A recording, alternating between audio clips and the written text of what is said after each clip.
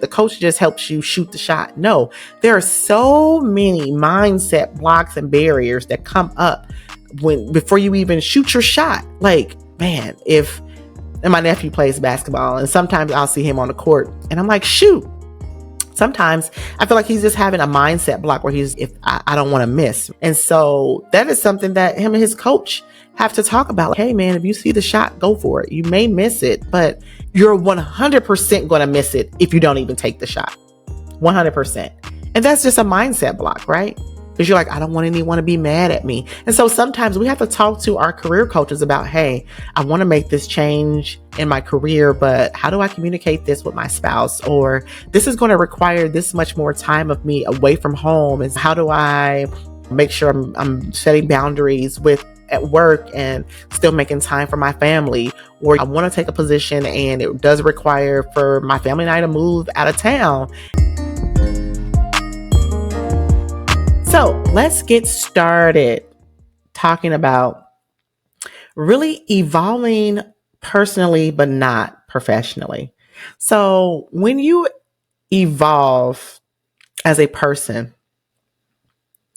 it requires and involves, several steps. One is self-awareness. And so this is a reflection of your strengths, your weaknesses, your interests, and understanding what you excel at and what you enjoy doing. So very much like a self-assessment, but being aware of your strengths and your weaknesses and knowing where you need to improve. So that does require for you to be able to do some self-assessment and be self-aware. The other thing that comes with professional growth is really setting goals for yourself, defining what success means for you, not only in your career, but in your life, and setting both short-term and long-term goals.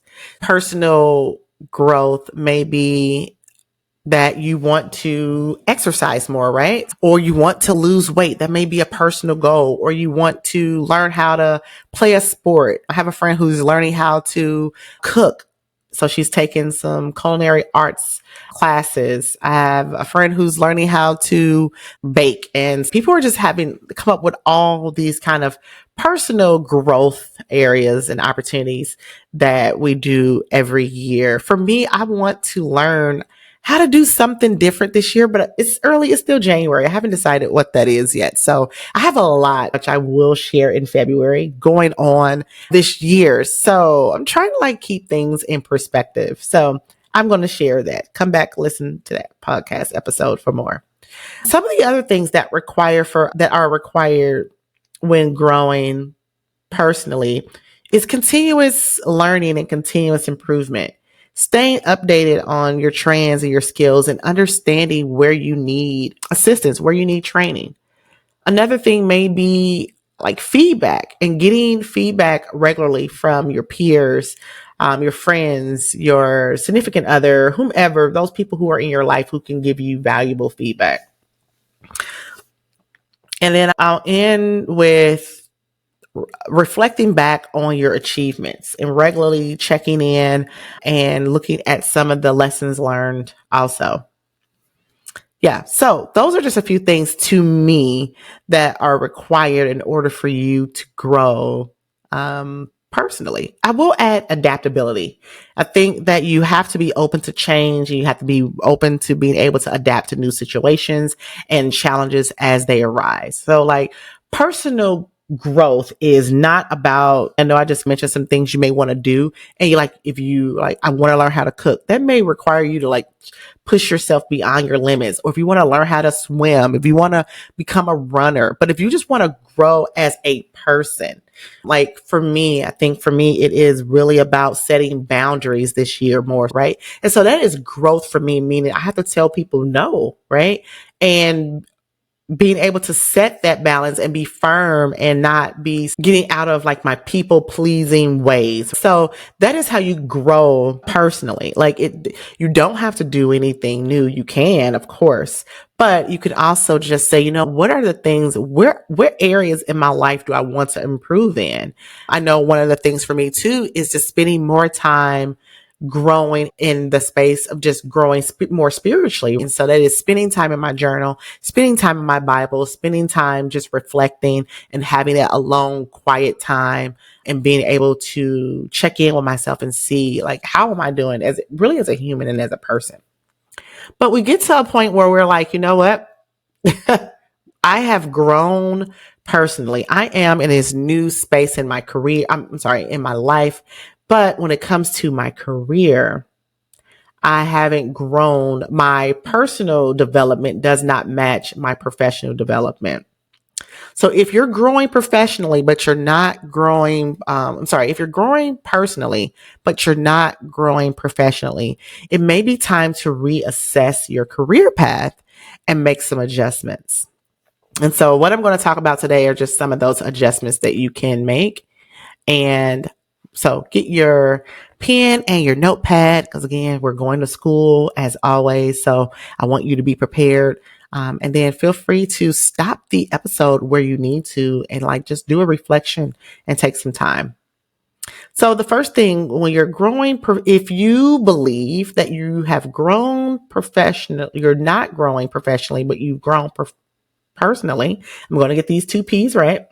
Say that fast 10 times. But if you have grown personally, but not professionally, the first thing you want to do is evaluate your current position. And I know I talk a lot about evaluations on the podcast because I'm telling you, checking in with yourself and being able just to do that work is some of the greatest work you can do. But how do you do that? So the first thing you want to do is consider if your current position aligns with your long-term goals. Are there opportunities for you to have career advancement or skill development in your current role? And then, of course, you want to ask yourself those key questions, as I always mention: what's working, what's not working, and what can you do differently? Not what can the job do differently, but what can you do differently? So maybe this means taking the initiative to set up one-on-one cadence meetings with your manager. Maybe this means not going back to school and not getting a certification, but maybe there are some online courses within your job, like that we all have this university or catalog of things, or maybe they're like, for us, my previous employer wanted everyone to get green belt certified, but I've already been green belt certified. So that wasn't something, or maybe it was yellow belt certified, but I was already yellow belt, green belt. Like I already have those. So for me, it was about being able to get those grandfathered in and saying, okay, how do I become a black belt within this organization? Because that is already a skill set. So looking at how I could develop and advance in some areas within my career, right?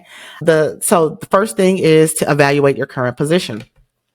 Secondly, what you want to do is identify some skill gaps. Determine what skills are needed to advance in your career. This can be technical skills. So maybe there is some software you need to learn or want to learn. This could be your soft skills. Maybe it's a way in which you communicate with your colleagues, you communicate with higher ups in the organization.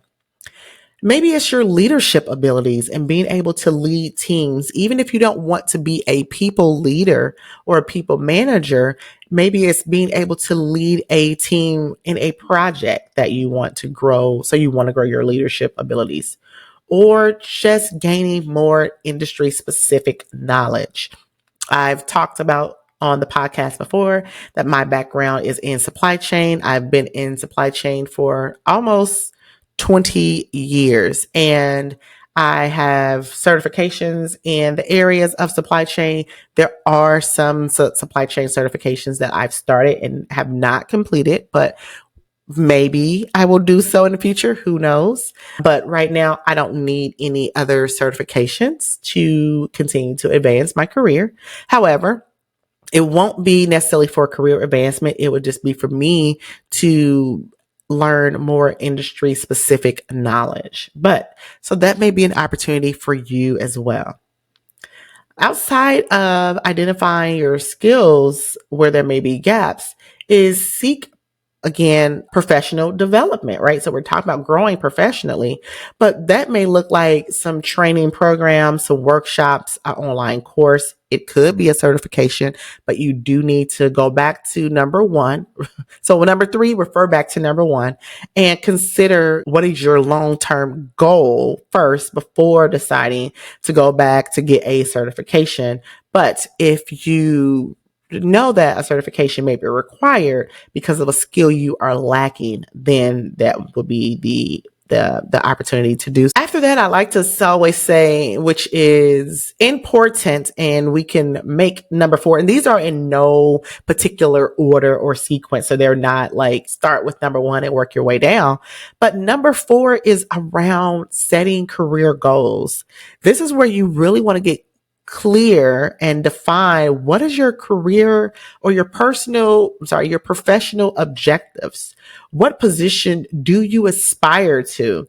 And what kind of work do you want to be doing? I think sometimes we miss this because we have gotten into organizations, we have gotten into positions that maybe we didn't even want to begin with, or we have just like someone left and this position was open and they just gave you the open role because maybe you were already doing the role. And so you're like, this is not what I saw for myself. This is not what I aspire to do. This is not the position that I want to be in. This is not the work that I want to do. But if you don't know that and we allow other people to drive our careers and you're not the driver, you're not the CEO, you're not the pilot, you're co-piloting your own career, this is the time for you to stop, drop, and roll into the career that you want based on the professional objectives that you have for your career. Again, you can start here and say, what is my goal? Am I in the right place? And sometimes, and I know earlier in my career, we used to use this bus analogy a lot, right? People would say, you're on the right bus. You're just in the wrong seat. Are you on the right bus? Meaning that's the industry, right? The industry is the bus. Are you in the right seat? So maybe you are a individual contributor and you're doing analyst work, that the goal, the aspiration, and the work that you should be doing based on the knowledge, the skill set, and the expertise and the education you have is really to be in a managerial role, or really it is to be at that senior VP level. But you need to be able to communicate that in a way and really do that work and lay that out on paper. Okay. One thing I know, number five is going to be the one that gives you all a little mini heart attack, but bear with me. It is all about networking strategically. And I'm going to constantly mention this, and I'm going to take out the word networking because I don't use the word networking. I say building strategic relationships. That's what I call it, building relationships. When we talk about developing professionally, we need to connect with professionals who are in the field that you seek and aspire to be in, or those who you're already in the field and attending industry events, joining industry professional groups. Networking can lead to opportunities and can be a valuable insight. Or building relationships with individuals who are already in the profession which you aspire to be in, or who are in a higher level roles than you, can lead to opportunities. They can at least tell you how to get here, how to get from point A to point B. Don't miss out on building relationships. Heck, I don't care if you don't call it networking. Call it Scooby-Doo. Whatever you want to call it, do it. Right? I don't care what you call it. Just do it.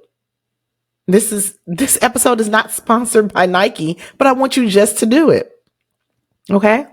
If you are growing personally, but not professionally, I want to know what you all think about this, but to me, I say to ask for more responsibility.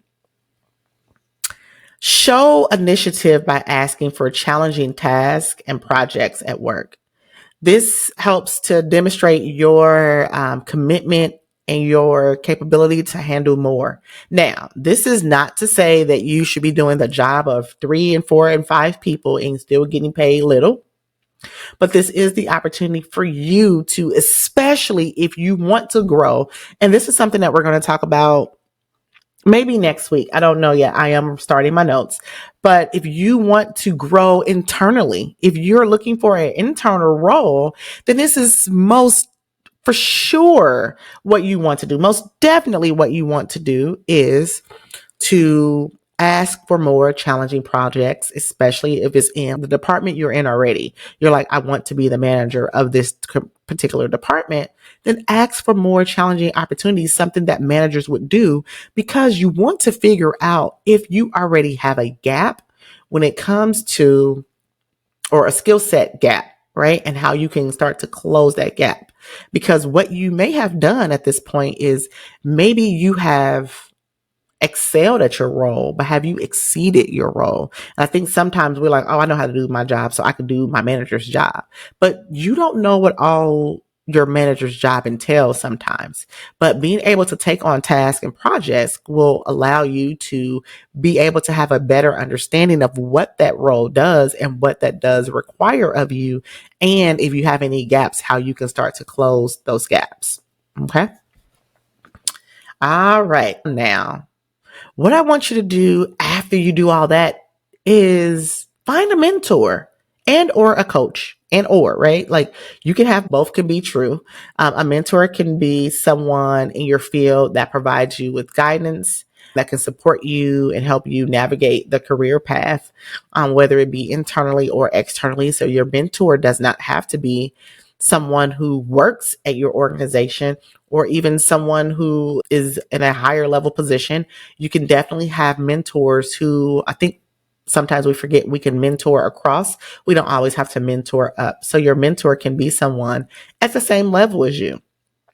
And along that same lines is you can also invest in a coach and say, you know what, I'm looking for someone who really understands the career landscaping space and who can help me figure out doing some of the work as far as not only from a strategy standpoint, but from a mindset standpoint and really figuring out where you have some mindset blocks and challenges and then figuring out the strategy. I think a lot of times that when people think about career coaches or maybe coaches in general, we just think about the strategy. So I'm going to just use a quick analogy of like basketball, right? I think sometimes people may think, or gym coach, right? Like you have a coach who's helping you lose weight. They're not just giving you a meal plan. Most people's issue isn't around if the food was in front of them, they would eat it, right? Like they can eat healthy.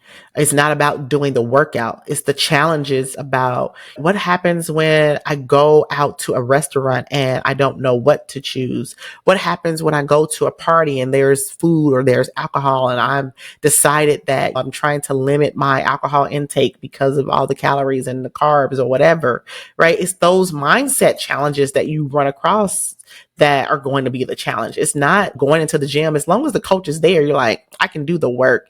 It's when the coach is not there that you want to make sure that you have a plan in place that help you achieve your goals. And so I think sometimes we just think, oh, the coach just talks to you in basketball, right? The coach just helps you shoot the shot. No, there are so many mindset blocks and barriers that come up before you even shoot your shot. Like, man, and my nephew plays basketball and sometimes I'll see him on the court and I'm like, shoot. Sometimes I feel like he's just having a mindset block where if I don't want to miss. And so that is something that him and his coach have to talk about. Like, hey man, if you see the shot, go for it. You may miss it, but you're 100% going to miss it if you don't even take the shot. 100%. And that's just a mindset block, right? Because you're like, I don't want anyone to be mad at me. And so sometimes we have to talk to our career coaches about, hey, I want to make this change in my career, but how do I communicate this with my spouse? Or this is going to require this much more time of me away from home. And how do I make sure I'm setting boundaries with at work and still making time for my family? Or I want to take a position and it does require for my family and I to move out of town. And so all these other things, or I'm looking to change industries, but my family always wanted me to be a doctor. I'm a doctor now. And I think my family would just be disappointed in me if I decided to leave. Now, some of these things, maybe it's not a coach, maybe it is a therapist. I recommend that everyone has a coach, a mentor, and a therapist, and anyone else on your team who's going to be a sounding board to help you make life decisions, not just career decisions, but life decisions. And finding someone, whether it be a mentor, maybe they only work with you on professional things, that is definitely up to you. But you want to make sure you're treating yourself as holistic, that you're taking a holistic approach to both your personal and professional life. So after you've done all of these things, I think that the next thing is to consider, if when we talk about, hey, I'm growing personally, but not professionally, is consider a career change. If your current career doesn't offer you growth that you're looking for, it may be time to consider a change. Reflect on what the industry or the roles that may be a better fit for your skills, maybe a better fit of your interests, where those type of positions lie. And this is where, again, working with a coach specifically can help you decide on, hey, based on these skill sets, these are positions that better align for me. But maybe you're at a point where you've outgrown the industry, right? So I have a few clients right now who were nurses and they've outgrown the role as a nurse, but they're not in the hospital setting, right? But they're still in healthcare. They've just transitioned into another aspect of healthcare. But sometimes it is the industry as a whole that you're looking to do. I've had clients in the past who have left industries completely and made transitions because that industry just no longer served them. I've had clients, what I'm thinking about now is two of them actually were in healthcare. And so they've left the healthcare industry, but they've taken the skill sets, they've taken their expertise, they've taken all of their knowledge and been able to utilize that in, both of them are in insurance industry. So they've taken what they learned in the healthcare and applied it to insurance. Such a wonderful transition for the both of them. So sometimes it is not about changing jobs. I think that sometimes we look at clarity as, oh, I just need to change jobs. Sometimes that industry, no matter where you go, I talked about this in a previous episode, no matter where you go, that job might be that job no matter where you go, right? If you go into a hospital setting as a nurse, I'm making this, you may always run across this overwhelm. Well, like a lot of my clients who were nurses have this overwhelm because there's a shortage industry wide for nurses. So you may always run across that, at least right now, when it comes to nursing in a hospital setting. But being able to take nursing and go into the healthcare industry, for example, is completely different, and you won't run across that same burnout that you do because you're in a different setting. So sometimes the job is going to be the job no matter what job you're in. It's not the job that's the issue. It is the industry that's the issue. So you have to be clear and you have to be careful when you think that, oh, I'm going to get career clarity if I switch jobs. It may require for you to switch industries, and you have to know the difference. This is where research comes in. This is where doing your due diligence comes in. This is where doing the investigation comes in. You have to be clear there. So remember, as I wrap up, because changing careers is my last thought. As we wrap up, I want you to remember that professional growth often requires, and professional and personal growth, I'll say, often requires stepping out of your comfort zone and taking proactive steps, staying persistent, being open to feedback, and embracing opportunities for learning and development. Okay. You can't grow, just like how I started out the episode talking about, Hey, most people who are growing personally have had to go through some of these changes. They've had to do an assessment. They've had to be open to feedback. They had to be open to being adaptable to change. You got to be resilient. You got to be positive. You got to be, there are all these things that you have to do if you're going to do it per- personally. And those same key aspects are also needed if you're looking to grow professionally. And so if you feel like you're stuck, I am stuck when it comes to my professional growth. I am knocking it out of the park on a professional aspect. But here's the thing. You can't, once, if you are growing personally, but you're not growing professionally, at some point, your personal growth is going to become stagnant because you're going to feel defeated. You're going to feel like you can't win because if, for example, you're like, I am growing personally, like my personal life is amazing. I have great friends. I have great families. I'm in a healthy relationship, or I'm not in a relationship. And that's the most healthiest thing for me. I am eating my fruits and vegetables. I am working out. I'm walking my 10,000 steps a day. I am killing it. I am in the best place I've been.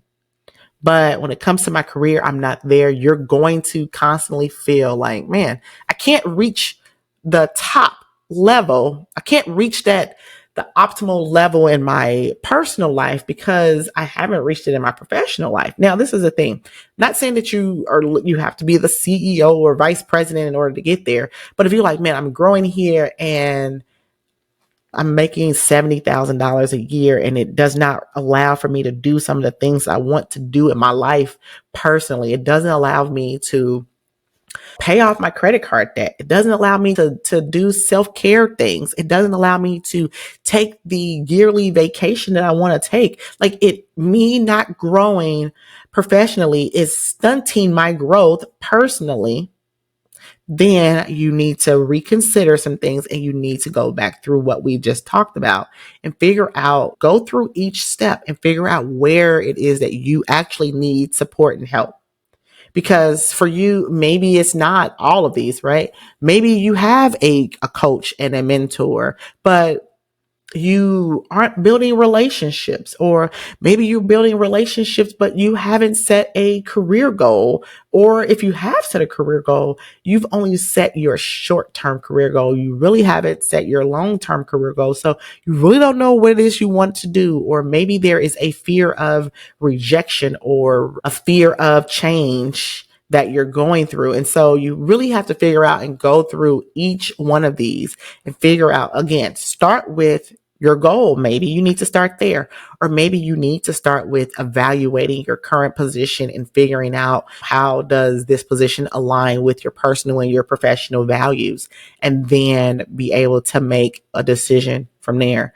This is why I love doing this type of work, not only at the beginning of the year, because the beginning of the year is just the beginning of the year. This is the work that we are going to constantly have to do as long as we are in careers. And even if you're an entrepreneur, this does not change. This doesn't mean because you are self-employed or whatever, like that you don't do this work. I also do the same work and have to evaluate my current position as a career coach and say, how does this align with my long-term goals, my short-term goals? Where is there opportunity for me to grow? Where do I need skill development? This does not just apply to the folks and us who are in corporate. This applies to everyone. And so figure out from the list where it is that you have some areas of opportunity to grow, and then go there. Don't try to, this is like, how do you eat an elephant? One bite at a time, right? Don't try to conquer all of these things at once.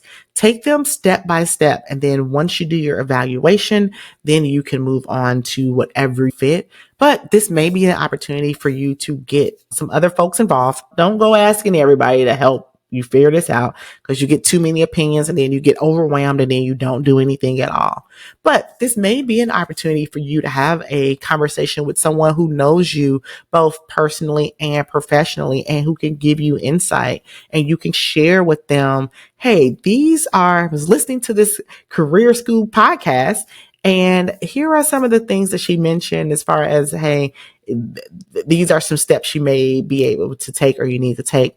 Where do you see me, and what are your thoughts? I know in corporate, we call it like a 360 review. Maybe it's time for you to do a 360 review with yourself, but then have someone else do that with you and figure out where there may be some opportunities for improvement for you. Okay. All right. So this was a little bit of a longer episode because I want to make sure that I convey this to you. And I hope that as you are starting your new year off, that you are still in this new year goal, new year, new me, new career phase that we go through. So if you are there, this is the great work for you to do. If you're listening to this podcast in October, right, it is still great work for you to do because you're going to continuously do this work because I mentioned before, continuous improvement is required for growth. So it doesn't matter where you are. This is the work that you have to do. All right. So as we close out the episode, I hope that you have a great week. And as always, I will talk to you soon. Have a great week. Bye.